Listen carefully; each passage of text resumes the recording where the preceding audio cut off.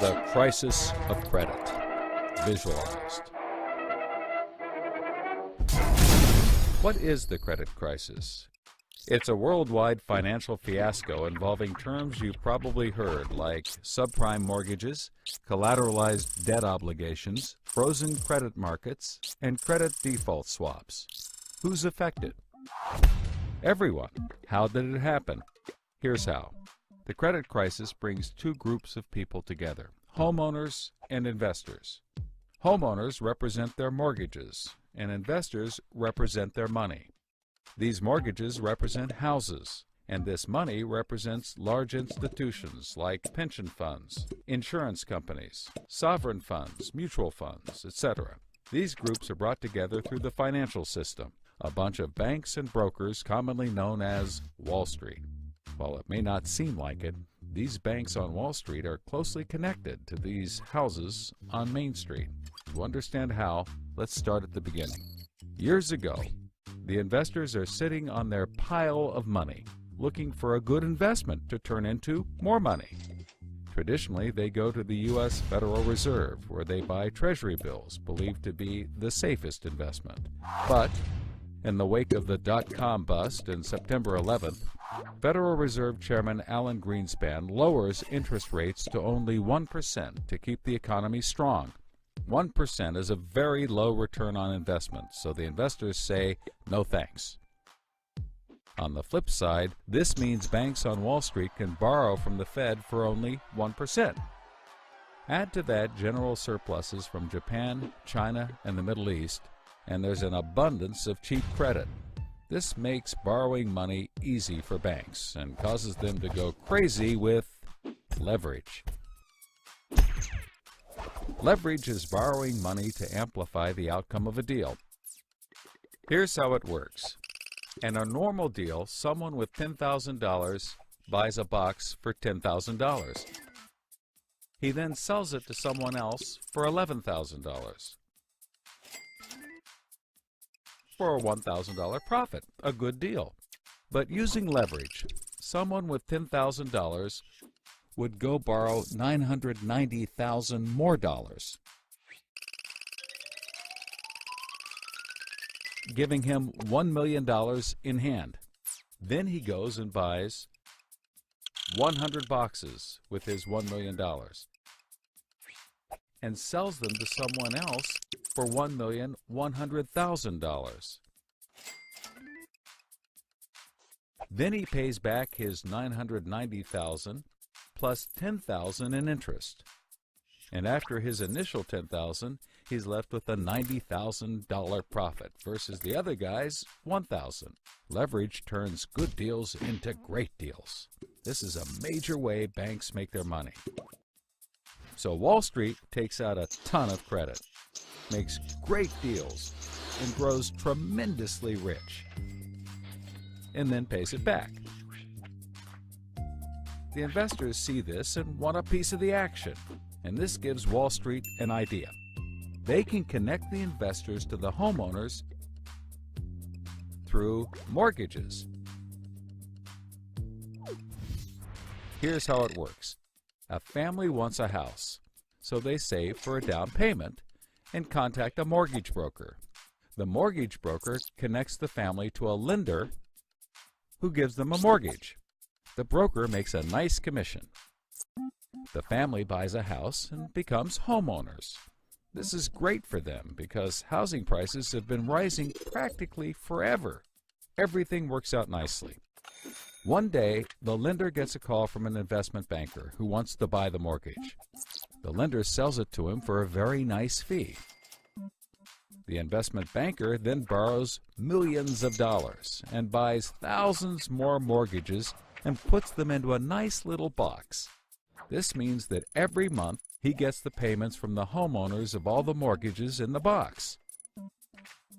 Then he sicks his banker wizards on it to work their financial magic, which is basically cutting it into 3 slices: safe, okay, and risky. They pack the slices back up in the box and call it a collateralized debt obligation, or CDO. A CDO works like 3 cascading trays. as money comes in, the top tray fills first, then spills over into the middle, and whatever is left into the bottom. The money comes from homeowners paying off their mortgages. If some owners don't pay and default on their mortgage, less money comes in and the bottom tray may not get filled. This makes the bottom tray riskier and the top tray safer. To compensate for the higher risk, the bottom tray receives a higher rate of return, while the top receives a lower, but still nice return. To make the top even safer, banks will insure it for a small fee called a credit default swap. The banks do all of this work so that credit rating agencies will stamp the top slice as a safe, AAA rated investment, the highest, safest rating there is. The OK slice is BBB, still pretty good, and they don't bother to rate the risky slice. Because of the AAA rating, the investment banker can sell the safe slice to the investors who only want safe investments. He sells the OK slice to other bankers, and the risky slices to hedge funds and other risk takers. The investment banker makes millions. He then repays his loans. Finally, the investors have found a good investment for their money, much better than the 1% Treasury bills. They're so pleased they want more CDO slices. So the investment banker calls up the lender, wanting more mortgages.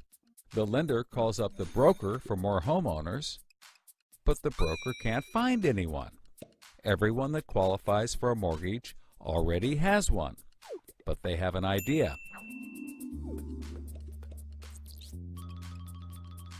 When homeowners default on their mortgage, the lender gets the house, and houses are always increasing in value. Since they're covered if the homeowners default, lenders can start adding risk to new mortgages, not requiring down payments, no proof of income, no documents at all. And that's exactly what they did. So instead of lending to responsible homeowners, called prime mortgages, they started to get some that were, well, less responsible. These are subprime mortgages. This is the turning point. So, just like always, the mortgage broker connects the family with a lender and a mortgage, making his commission. The family buys a big house.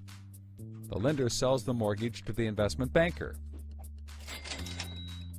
who turns it into a CDO and sells slices to the investors and others. This actually works out nicely for everyone and makes them all rich. No one was worried because as soon as they sold the mortgage to the next guy, it was his problem. If the homeowners were to default, they didn't care. They were selling off their risk to the next guy and making millions, like playing hot potato with a time bomb. Not surprisingly, the homeowners default on their mortgage, which at this moment is owned by the banker. This means he forecloses and one of his monthly payments turns into a house. No big deal. He puts it up for sale. But more and more of his monthly payments turn into houses. Now there are so many houses for sale on the market, creating more supply than there is demand, and housing prices aren't rising anymore. In fact, they plummet. This creates an interesting problem for homeowners still paying their mortgages.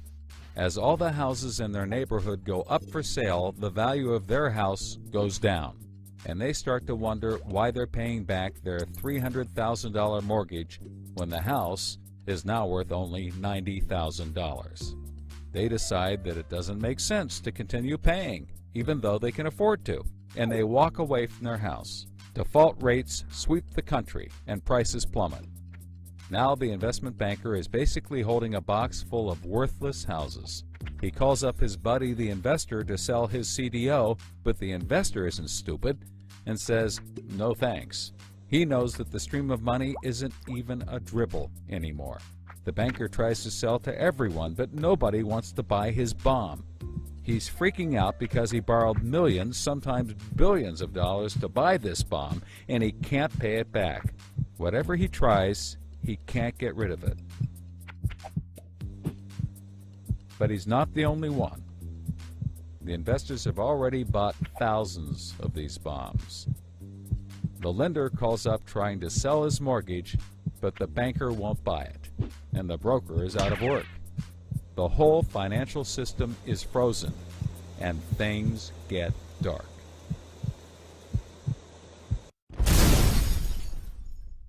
Everybody starts going bankrupt. But that's not all.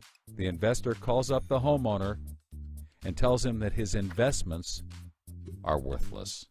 And you can begin to see how the crisis flows in a cycle. Welcome to the crisis of credit.